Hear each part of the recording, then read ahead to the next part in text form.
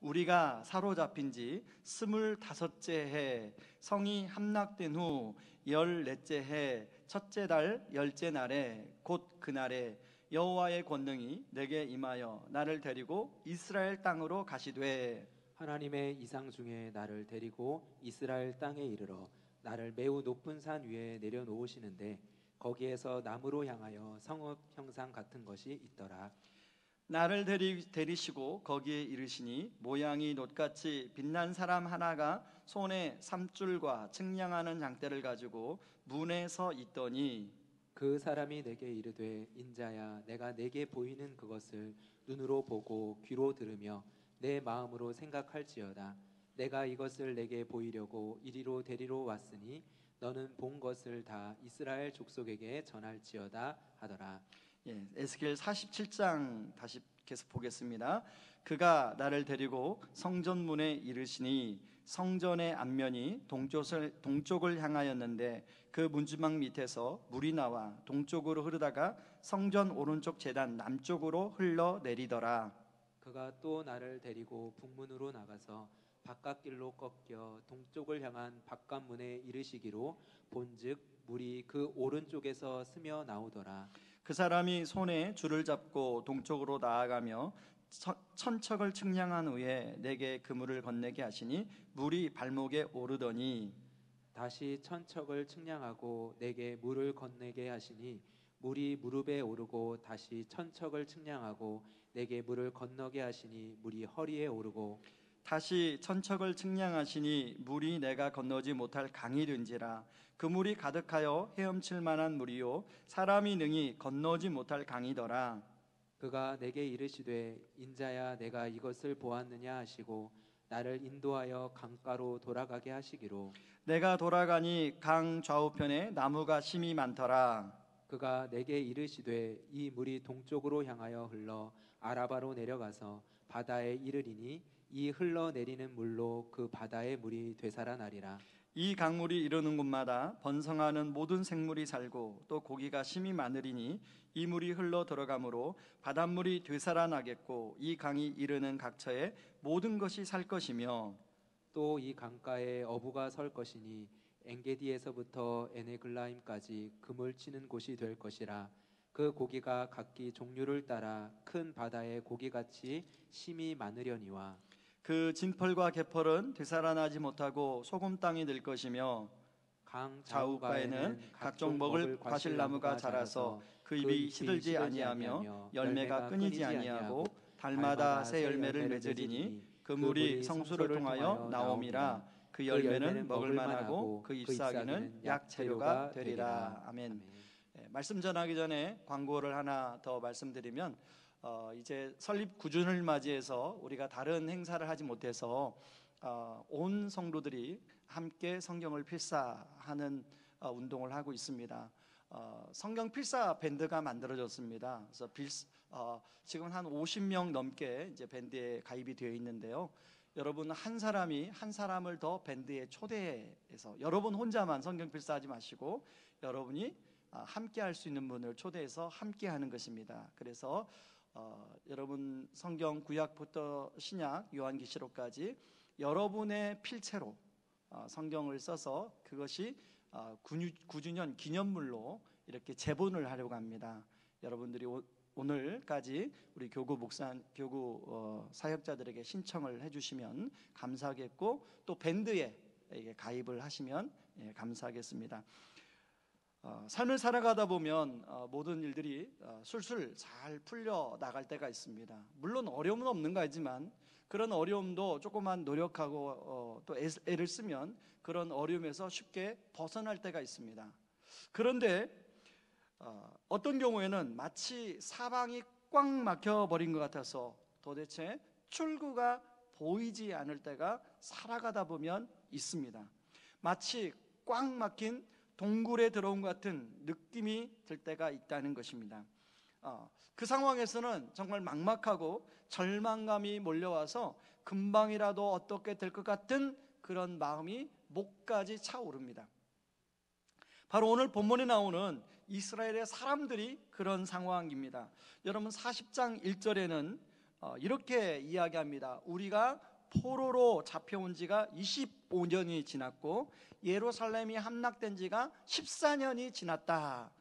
여러분, 이 말씀이 무슨 배경이냐면 여러분 요걸 알려면요 좀 성경의 배경을 알아야 되는데, 여러분을 돕기 위해서 제가 그 요약을 한 것을 좀 정리했습니다. 한번 보여주시죠. 이스라엘은 바벨론에서 1차, 2차, 3차에서 포로로 끌려갑니다. 1차는 BC 605년에 공격을 받아서 대표적인 포로로 끌려간 사람이 다니엘입니다. 그런가 하면 2차로 포로로 끌려간 사람이 바로 BC 597년에 에스겔이에요. 그리고 3차로 끌려간 586년에 예루살렘이 완전히 멸망하고 성전이 불에 타고 많은 사람들이 포로로 끌려갔습니다. 지금 에스겔이 포로 잡혀온 지가 25년이 지났고 성이 함락되고 불에 탄 지가 14년이 지났다라고 해서 지금은 BC 597년을 말합니다. 여러분, 에스겔이 포로로 잡혀올 때만 해도 아직까지 예루살렘 성이 건조해 있습니다. 그리고 성전도 여전히 아무런 그런 타격을 입지 않았습니다. 그래서 에스겔은 포로 생활을 할 동안 한 14년 정도 흐를 동안은 그래, 언젠가는 우리나라가 다시 회복이 될 수 있을 거야. 하나님이, 성전의 주인 되시는 하나님이 개입하시고 역사하셔서 우리를 포로로부터 다시금 해방시킬 날이 멀지 않았을 거야 라고 많은 사람들이 생각했습니다. 그런데 오늘 1절에 보니까 이미 예루살렘 성이 함락된 지가 14년이 흐른 거예요. 그리고 포로로 잡혀온 지가 지금 25년이 흐른 거예요. 이 말은 뭐냐면 더 이상 그런 사람들 안에 소망이 사라지기 시작한 거예요. 사람들이 소망에 살 뿐 아니라 마치 꽉 막힌 동굴에 들어가서 전혀 빛이 보이지 않는, 갈 길이 보이지 않는 그런 가운데 와 있다는 것입니다. 예루살렘 성전이 불에 타버리고 성전의 기구들은 그 바로드의 신전에 다 옮겨져 와서 조롱을 당하는 그런 상황에 있다는 얘기가 들려오고 있습니다. 이쯤 되면 사람들 안에 이제 더 이상 회복은 불가능하다, 절망만 남은 상황이라는 것입니다. 그래서 에스겔 37장은 이런 이스라엘을 향하여 무슨 것에 비유하냐면 말라버린 뼈에 비유합니다. 여러분, 에스겔 37장 2절을 같이 한번 읽어보시죠.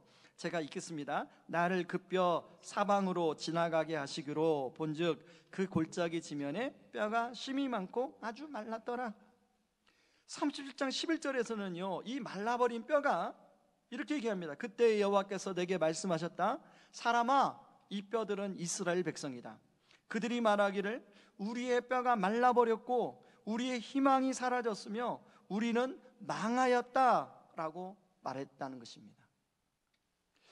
여러분, 에스겔 47장에서는 이런 소망을 잃어버린 이스라엘을 향하여 사해바다에 비유하는 내용이 나오는데요, 에스겔 47장 8절을 우리 같이 한번 읽어보겠습니다. 같이 읽습니다.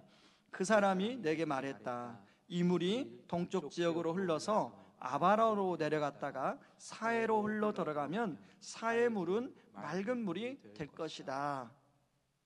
여러분, 지금 이스라엘의 사람들의 마음, 심정, 상황이 마치 사해바다, 죽은 바다와 같은, 염도가 너무 많아서 어떤 생물도 살지 못하는 그런 바다가 되어버렸다는 거예요. 이런 상황에 당연히 바벨론의 포로로 끌려온 사람들의 마음에는 그야말로 절망 그 자체이죠. 희망은 꿈도 꿀 수가 없는 상황입니다. 여러분, 지금 코로나 확진자가 한 자릿수에 머물고 있습니다.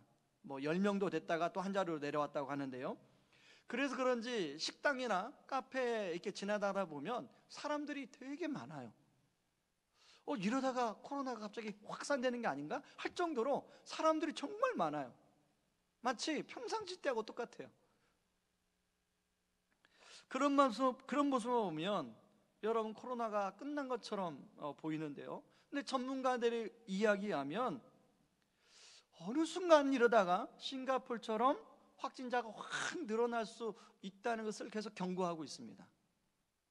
그런가 하면 전문가들이 하면 올 가을에 다시금 코로나가 더 센 놈으로 대유행이 일어날지도 모른다고 하는 의견을 우리가 계속 접합니다. 긴장이 좀 풀려서 이제 좀 살만한가 보다, 이제 곧 예배당에 모여서 예배를 드릴 수 있는가 보다 라는 희망을 가져보는데 다시금 불안이 스물스물 올라오는 것이 사실입니다. 그런가 하면 경제 전문가들은 2분기에 코로나로 해서 이제 진짜 어려움이 몰려올 것이다 라고 계속적으로 그런 뉴스를 이야기하고 있습니다. 여러분, 아까 동영상에 보듯이 성도님들하고 통화를 하고, 그리고 이제 하도 저도 답답해서 마스크 쓰고 성도님들의 사업장에 가서 잠깐이라도 만나서 격려하고 기도해드리면 하나같이 하는 성도님들이, 목사님 언제 예배당에 가서 예배를 드리나요? 이제 정말로 예배당이 그리워요. 예배당에 가서 예배드리고 싶어요. 그런데 그런 얘기를 듣고 나서 저도 하루속히 성도님들과 함께 예배드리고 싶은 마음이죠. 그러고 학교 관계자를 만나보고 그러면 학교는 우리가 학교 함께 있기 때문에 학교가 계약을 해야만이 우리가 함께 예배를 드릴 수 있는 상황으로 지금 상황이 되고 있습니다. 교육청에서 이제 내려온 서류도 저한테 보여주고요. 그래서 우리가 같이 좀 보조를 정말 맞춰야겠구나 생각이 드는데요. 여러분 함께 기도해 주시기 바랍니다.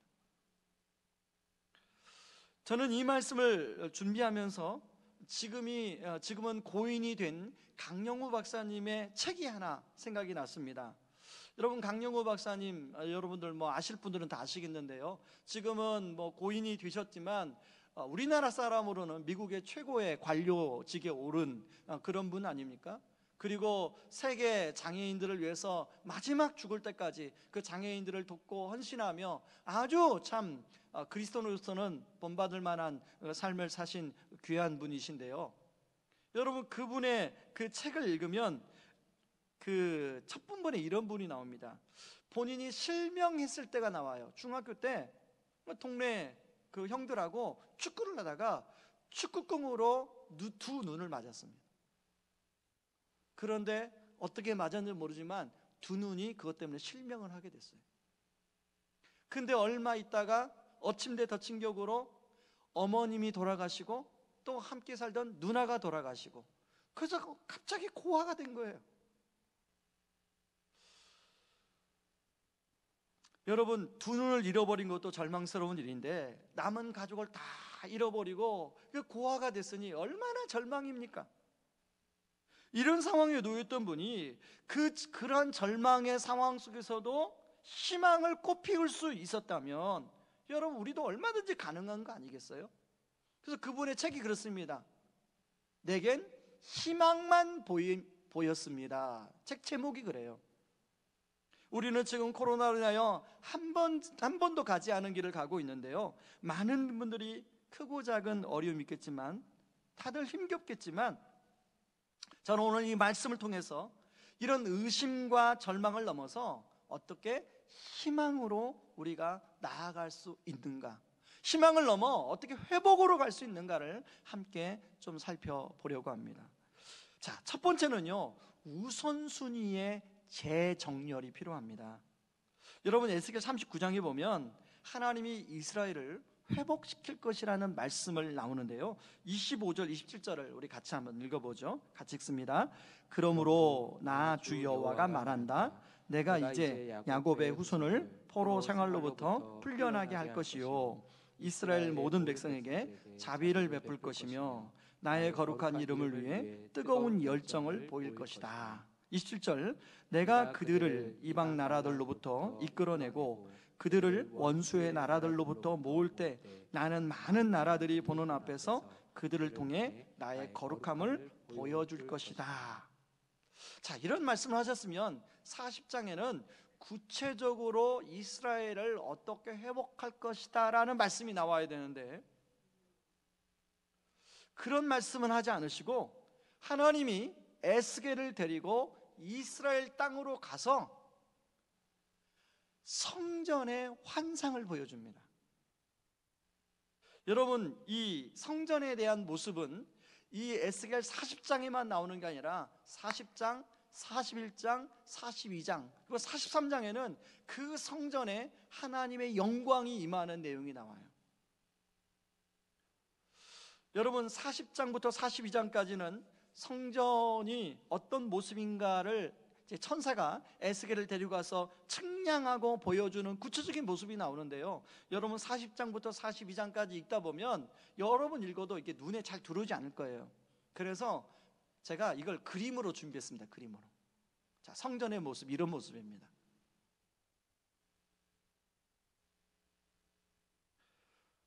자, 이렇게 성전의 모습을 천사를 통해서 에스겔에 보여주고 40장 4절에 하나님이 에스겔에게 뭐라고 하냐면, 인자야 내가 내게 보이는 그것을 눈으로 보고 귀로 듣고 내 마음속으로 생각할지어다 라고 말하고요, 내가 본 것을 이스라엘 족속에게 전하라 라고 말씀하고 있습니다. 여러분, 이 성전, 방금 보여준 하나님이 에스겔에게 보여준 성전은 두 가지 의미가 있습니다. 첫째는, 여러분 성전은 이스라엘 사람들에게 단순히 종교적인 기능만 하는 장소 이상의 개념입니다. 성전은 바로 하나님이 임재하는 장소예요. 그래서 이스라엘 사람들에게 성전이 불에 타버렸다, 성전이 없어졌다는 것은 하나님이 자기들과 함께하지 않는다라고 느꼈습니다. 근데 하나님이 에스겔을 통해서 비록 눈에 보이는, 육신으로 만지는, 육신으로 보이는 성전은 불에 타버렸지만 에스겔에게 성전의 환상을 보여주고 백성들에게 그 말씀을 전하라는 것은, 그 말씀을 들은 이스라엘 백성 입장에서는 성전은 불탔지만 하나님은, 성전의 주인이신 하나님은 여전히 우리와 함께하고 있구나 라는 말씀으로 들려졌다는 거예요.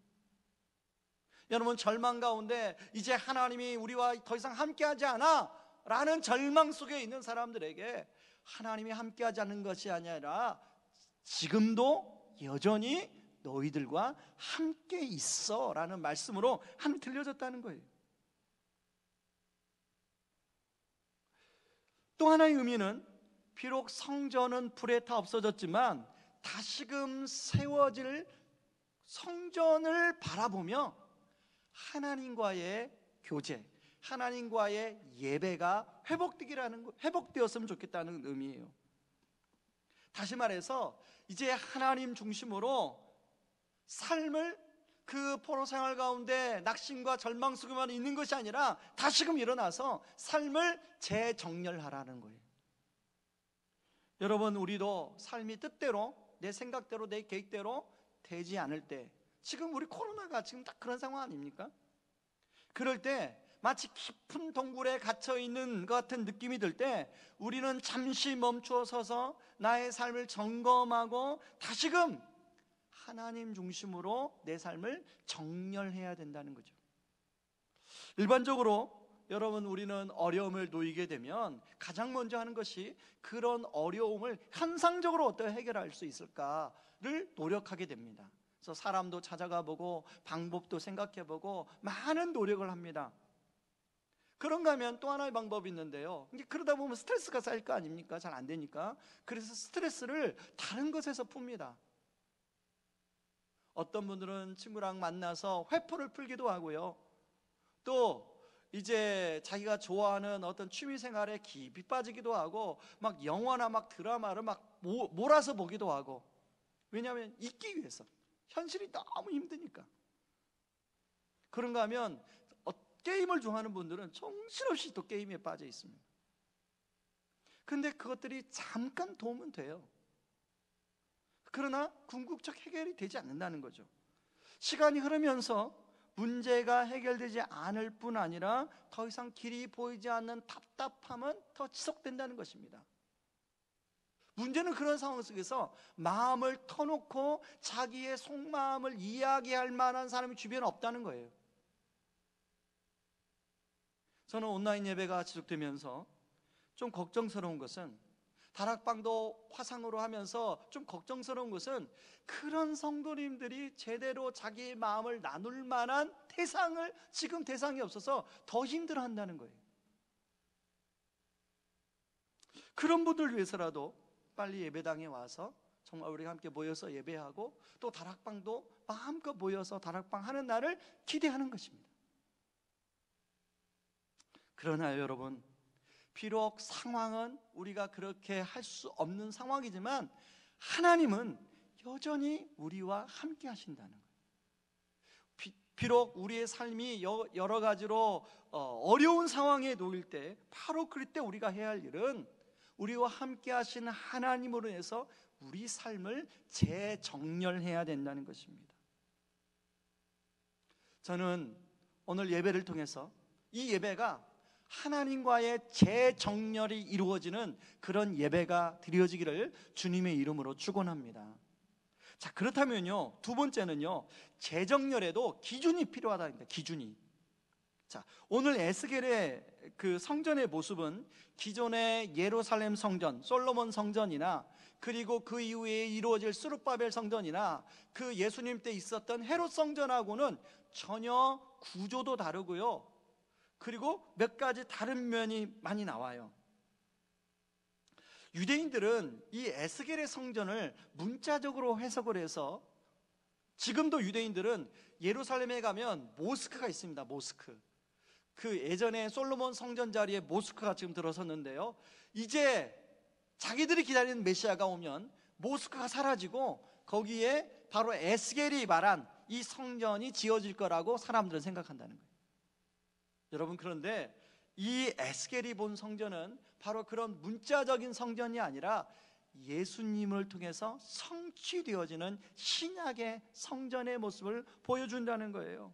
그런 면에서 에스겔의 성전과 아까 말했던 솔로몬의 성전, 그리고 스룹바벨의 성전, 그리고 또 헤롯 성전, 이 성전이 다른 면이 몇 가지 나오는데, 첫 번째는 뭐가 다르냐면, 자, 에스겔 성전은 지성소 안에 언약궤가 없습니다. 여러분, 원래 성전 안에는 언약궤가 있어야 되는데 언약궤가 없어요. 언약궤 안에는 십계명의 두 돌판과 아론의 쌍난 지팡이와 만나가 들어있었어요. 그런데 예수님이 이미 오셔서 율법을 다 이루시어 불순종의 저주에서 우리를 구속하고 예수님이 직접 만나가 되어주셨어요. 그러니까 언약궤가 필요 없는 거죠. 두 번째는 에스겔이 본 성전 안에는 떡상이나 금촛대나 분향단이 없습니다. 왜냐하면 예수님이 생명의 떡이 되었기 때문에, 예수님 자체가 생명의 떡이시고 생명의 빛이 되으셨기 때문에 더 이상 그런 것들이 필요 없는 거죠. 그럼 세 번째는요, 구약 시대에 있던 물두멍이 에스겔 성전에는 없어요. 여러분, 제사장들이 이제 성소에 들어가기 위해서는 물두멍에서 손과 발을 씻는데요, 예수 그리스도의 보혈의 피가 우리 이것을 다 씻었기 때문에 물두멍이 필요 없는 거예요. 그런가 하면 네 번째 다른 게 있는데요, 여러분, 그 솔로몬 성전이나 그리고 스룹바벨 성전이나 헤롯 성전에는 뜰이 있었어요. 뜰. 이방인들의 뜰, 유대인 여자들의 뜰, 유대인 남자들만 들어가는 뜰, 그리고 제사장만 들어갈 수 있는 곳, 이렇게 구별이 돼 있었어요. 그런데 에스겔 성전에는 바깥뜰과 안뜰만 있지 그렇게 남자 여자를 구별하고 이방인과 유대인을 구별하는 그런 뜰이 없어요. 왜냐하면 예수님이 오셔서 하나가 되게 하셨기 때문에, 모든 차별을 극복하고 하나가 되게 하셨기 때문에 그런 뜰이 필요 없는 거죠. 그러므로 이 성전의, 에스겔 성전의 중심에는 바로 예수님이 계시다는 것입니다. 그러므로 떡상, 금촛대, 분향단, 물두멍, 언약궤들은 앞으로 오실 예수님을 향한 그림자이기 때문에, 진짜 예수님이 온전한 성전을 이루실 거기 때문에 더 이상 그런 것들이 필요 없게 보여지지 않은 거죠. 여러분, 예수님은 요한복음 2장 19절 21절에서 자신의 몸 안에서 모든 것을 성취했다고 말씀하고 있습니다. 여러분, 요한복음 2장 19절 21절을 같이 한번 보겠습니다. 같이 읽습니다. 예수께서 대답하여 이르시되 너희가 이 성전을 헐라 내가 사흘 동안에 일으키리라.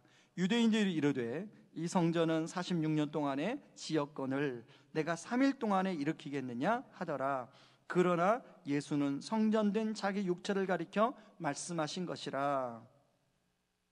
에스겔 성전에는 바로 이 성취될, 예수님 통하여 성취될 성전의 모습을 보여주고 있는 것이라는 것이죠. 그런데요, 여러분, 이 예수님이 뭐라고 말씀하시냐면 고린도전서 3장 16절에 이렇게 말씀합니다. 너희가 하나님의 성전인 것과 하나님의 성령이 너희 안에 계시는 것을 알지 못하느냐. 우리 같이 한번 읽어볼까요? 같이 읽습니다. 너희가 하나님의 성전인 것과 하나님의 성령이 너희 안에 계시는 것을 알지 못하느냐. 다시 말해서 예수님이 성전이 되어줄 뿐 아니라 예수를 믿는 우리를 성전으로 임명하셨다는 거예요. 그러므로 저나 여러분이나 예수님의 바로 그 하나님의 성전이라는 것입니다. 그러므로 에스겔 성전의 그 기준, 중심이 예수님이 된 것처럼 우리 성전의 기준도 예수님이 되어야 된다는 것입니다. 여러분, 학교 다닐 때나 남자분들은 군대에서 그 해차 모여를 경험했을 것입니다. 항상 연병장이나 학교 운동장에 해차 모여 하면은 누군가는 기준을 잡아야 돼요. 누군가는 기준 잡고 그 다음에 좌우로 정렬해서 줄을 좌우로 맞춥니다. 여러분, 우리 인생도 재정렬을 하려면 기준을 똑바로 잡아야 돼요. 뭘로 기준을 잡을 것인가? 그동안 우리는 우리 자신을 기준으로 삼을 때가 많이 있었습니다. 자신의 모든 삶의 기준이 나이다 보니 아무런 일이 없을 때는 문제가 안 되는데 문제가 생기면 나를 중심으로 문제를 풀어가려고 하니까 문제가 해결이 안 돼요. 사람과의 관계도 마찬가지고요, 어떤 상황 속에서도 마찬가지입니다. 여러분, 우리가 심지어는 신앙생활도 마찬가지. 신앙생활도 다 기준이 나예요. 나 기도를 하면서도 나에게 기도 응답이 있어야만이 하나님이 계시는 거예요. 예배를 들으면서도 나에게 은혜가 돼야만이 내가 그 예배에 좀 은혜가 있다. 여러분, 예배는 하나님께 드리는 거 아닙니까? 하나님이 기준이셔야 되죠. 고난을 만나도 내가 기준이 되다 보니까 하나님, 왜 나에게 이런 일이 있어야 됩니까? 라고 자꾸 질문하게 돼요. 여러분, 고난 한가운데 있으면요, 그런 질문을 저도 해봤지만 아무리 질문해도 답이 없습니다. 답을 찾을 수가 없어요. 제가 예전에 말씀드린 것처럼 저도 한동안에 제가 기준이라는 것을 모르고 신앙생활을 했다는 것을 깨달았어요. 제가 예전에 한번 이 말씀을 드렸지 않았습니까? 하나님, 이 일이 나에게 무슨 의미가 있습니까? 라는 질문을 제가 많이 던졌다고요. 나에게 그 일이 의미가 없으면 의미가 없는 거예요. 근데 그 질문 자체가 잘못됐다는 것을 성령께서 깨닫게 해주셨어요. 이 일이 나에게 의미가 있는 것이 아니라 하나님에게 어떤 의미가 있습니까? 이 질문이 되어야 된다고 성령님이 어느 날 깨닫게 해주시더라고요. 여러분, 우리가 만나는 모든 상황이 이 기준이 바뀌면요, 기준이 바뀌면 상황이 달라 보입니다. 여전히 기준이 나이면 나의 관점으로만 그것이 보여요. 그러다 보니까 늘 그것이 나의 관점에서만 문제를 해결하려고 하니까 해결이 안 되는 거죠.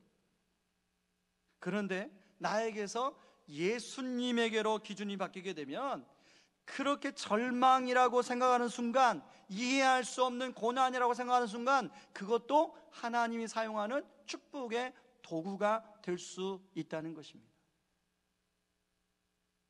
그래서 앞에 말씀드린 고 강영우 박사님은 이 기준을 나에게서 하나님께로 돌림으로 자기가 중학교 때 겪은 그 장애가 자기 인생의 축복이었다고 고백하고 있는 것입니다.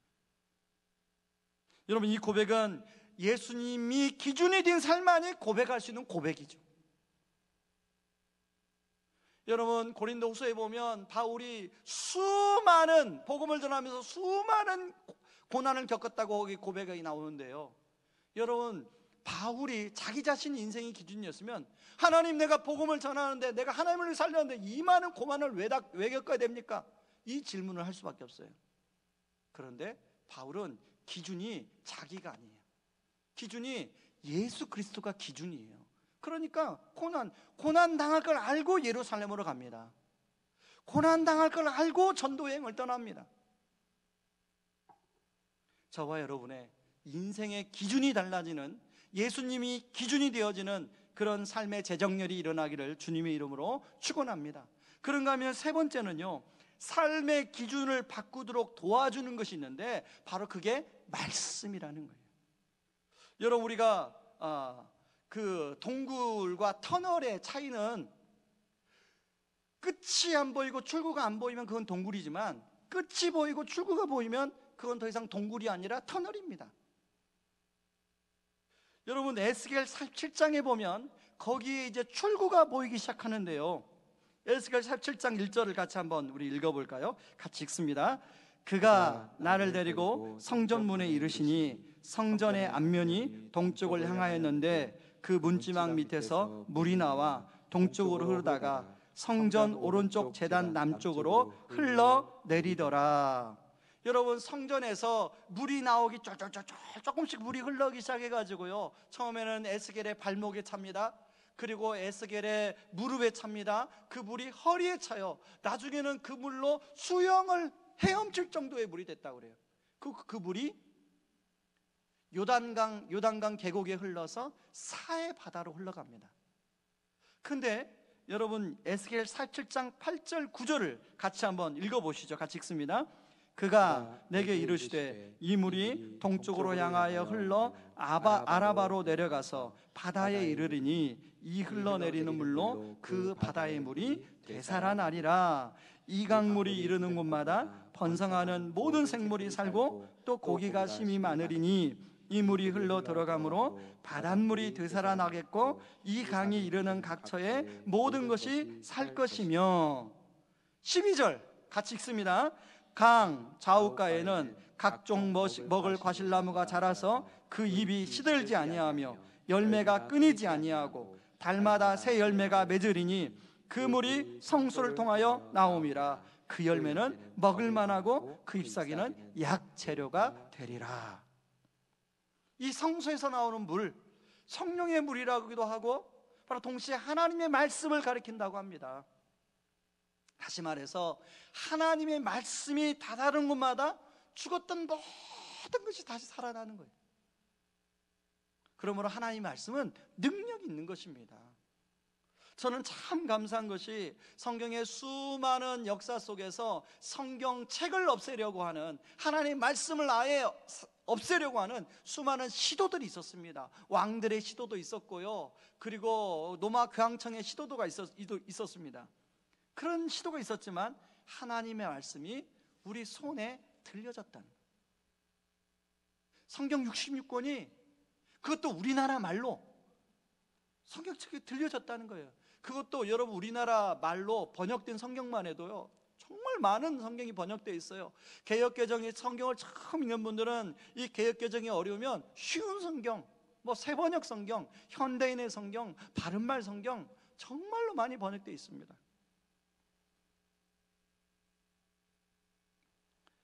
말씀으로 수많은 사람들이 살아나고 회복되고 있습니다. 그래서 시편 기자는 이렇게 시편 119편 105절에 이렇게 말합니다. 주의 말씀은 내 발의 등이요 빛이다. 여러분, 주의 말씀은 옆에 있는 집사님의, 계속 보여주세요. 집사님의 등이요 빛이 아니에요. 내 발의 등이요 빛이라는 거예요. 저는 이게 발목이 좋지 않아서요, 제가 오래 걸을 수가 없습니다. 오래 걸을 수 없어서 운동으로 자전거를 가끔 타는데요, 한 번은 초저녁에 친구를 만나러 약속을 했는데 제가 자전거 타고 가게 됐습니다. 근데 깜빡 잊고 후레쉬를 안 가져온 거예요. 뭐 초저녁이니까 갈 때는 아주 이렇게 눈에 시야가 보이니까 그냥 갔는데, 친구를 만나서 한참 대화를 하고 돌아오려 보니까 후레쉬가 없는 거예요. 후레쉬를 놓고 왔다는 생각이 드는 거예요. 찾아봐도 없어요, 가방에. 그래서 올 때 고생을 좀 한 적이 있습니다.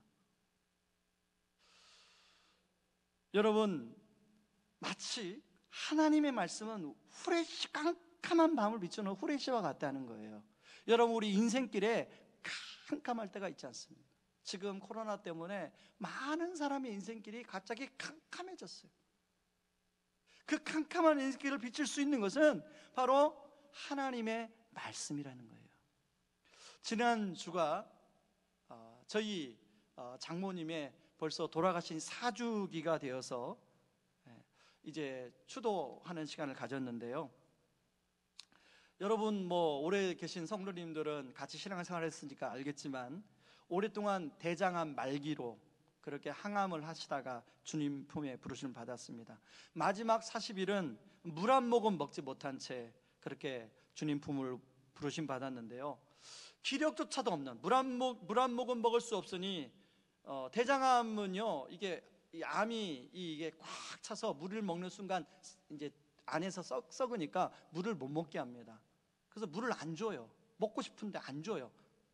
그래서 목마르다고 하면 그 물수건을 적셔서 입에다가 잠시만 물려줍니다. 그러다 보니까 기력이 하나도 없어야 하셨어요. 그렇지만 나중에 이제 사람들이 병문안 오거나, 그리고 친척들이 전화로 이렇게 위로를 하시면 장모님이 항상 했던 이야기가, 반복적인 얘기, 똑같은 얘기가 있었어요. 다른 거 다 필요 없어. 내가 살아보니까 예수 믿고 자네도 천국 가게. 안 믿는 친척들이 전화 오면 다른 거 필요 없어. 예수 믿고 자네도 천국 가게. 우리 천국에서 만나재. 그래서 또 병원에 있을 때 누군가가 이렇게 오면은 마지막 있는 힘을 다해서 축복 기도를 해줍니다. 하나님, 이 사람들이 예수님 잘 믿고 천국 갈 수 있도록 도와주세요. 저는 장모님이 어떻게 그렇게 끝까지 죽는 날, 그 첫날까지 이렇게 예수를 붙들 수 있었는가를 생각해 보니까 그 비결이 성경 필사에 있었다는 걸 알게 됐어요. 장모님은 항암을 하면서도 조금만 힘이 있으면 성경 필사를 하셨습니다. 여러분, 항암하는 동안에요, 성경책 한 권을 다 필사하셨어요. 그리고 시편을 다 필사하셨어요. 장모님은 암이 발견되는 시점에 고관절이 부러지셔가지고 고관절 때문에 6개월 동안 또 침대에 있었습니다. 성경을 필사하면서 그 하나님의 말씀이 저희 장모님의 삶의 깊숙한 곳을 터치하니까, 비록 암세포가 온몸에 퍼져서 육신은 힘이 없지만, 그러나 장모님의 마음속 정신이나 그 생각만큼은 암세포에 눌리지 않더라는 거예요. 하나님의 말씀이 딱 붙들고 있더라는 거예요. 그러니까 마음에 얼마나 감사와 평안이 넘치는지요. 이제 이번 우리가 설립 9주년을 맞이해서 우리 성도님들과 성경 필사, 이 코로나에서 마음이 우울하지만 하나님의 말씀을 직접 필사함으로 우리가 이 말씀과 이 어려움을 함께 이겨내는 그런 시간이 되길 바랍니다. 그래서 필사하는 가운데 그 받은 은혜가 있으면 그 밴드에 올려서, 나는 이런 은혜로 오늘 하나님이 나를 찾아와 주셨다고, 내가 주님과 만났다고 하는 간증이 그 밴드에서 나눠주길 원하고요, 자녀들과 함께, 자녀들이 필사할 수 있다면, 글씨를 쓸 수 있다면 자녀들과 함께 필사하면서 가정 안에서 그 은혜가 나눠지길 원하고요, 부부가 함께 참여하면서 그 은혜가 나눠지길 원합니다. 그래서 설립 9주 전에 내가 쓴 성경 구절, 그게 한 구절이라도, 내 필체로 쓴 한 구절이라도 그 성경책 안에 담겨서 정말 그곳에서 주의 말씀이 내 발의 등이요 내 길의 빛이라고 하는 이 시인의 고백이 바로 저와 여러분의 고백되기를, 그래서 삶의 출구가 열려짐으로 말미암아 동굴에 갇히는 것이 아니라 동굴에서 터널로 나아가는 저와 여러분들 되기를 주님의 이름으로 축원합니다. 우리 같이 찬양하고 기도하겠는데요, 예수 늘 함께 하시네 라는 찬양입니다. 여러분, 이 찬양의 첫 가사에 보면 이런 가사가 나와요. 고단한 인생길, 힘겨운 오늘도 예수님이 우리 마음을 아신다는 거예요. 그래서 그 예수님과 이 고단한 인생길을 함께 동행하면 예수님이 이 고단한 인생길을 통하여 우리를 놀라운 축복의 길로 인도해 주신다는 것입니다. 이 시간에 같이 이 찬양하며 나갑니다. 고단한 인생길 찬양하겠습니다.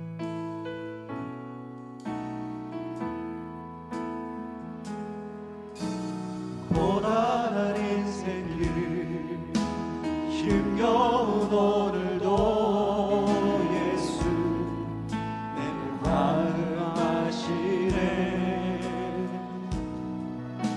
지나간 아픔도 마주할 세상도 예수 내 마음 아시네.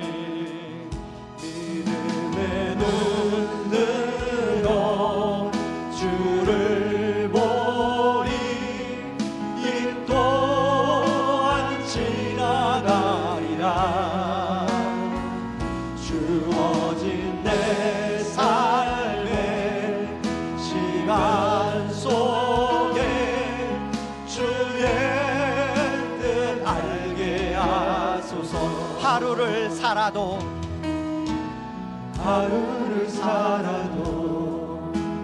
기쁨으로 가리. 예수 늘 함께 하시네.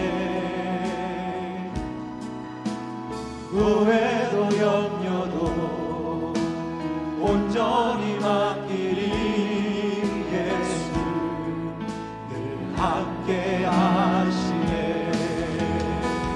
믿음의 눈으로 주를 보리. 이 또한 지나가리라. 주어진 내 삶의 시간 속에 주의 뜻 믿음의 눈으로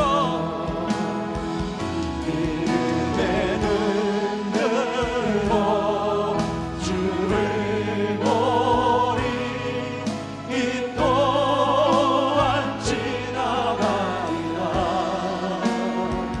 주어진 내 삶의 시간 속에 주의 뜻 알게 하소서.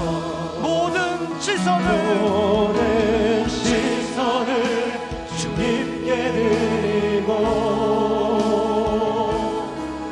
살아계신 하나님을 느낄 때 내 삶은 주의 역사가 되고 하나님이 일하시지 않다네. 내게로부터 눈을 들어 주를 보기 시작할 때 주의 일을 보겠네. 찬양도 이사 하늘에 꿈꾸게 하네. 주님을 볼게. 모든 시선을 주님께 드리고 살아계신 하나님을 느낄 때 내 삶은 주의 역사가 되고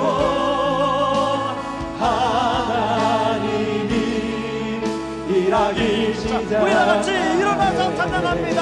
성령이 나를 변화시켜 나를 변화시켜 모든 두려움 사라질 때 주의 일을 주의 보겠네.